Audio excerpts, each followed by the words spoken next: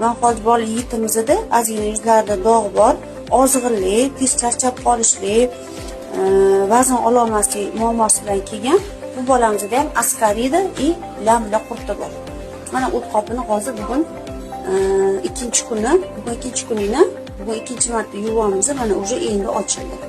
Birinchisida 12 barmoqli ichidagi slizli tozalanadi protsedurada. Ikkinchi marta qilganimizda, kun oralatib qilganimizda mana o't yo'llari suyuqlik ochiladi. Davay ishla. Oyog'ingga. Ketdi. Oy молодец. Davay bosh ishla. Chuqur nafas ol. Qo'yib yuboramiz. Xo'sh qo'y. Qorin bilan masaj qilamiz. Zo'r ochildi yo'llar. Молодец. Sariq rangi bu o'sha zastoyligini ko'rsatadi. Toza o't suyuqligi sekin yashil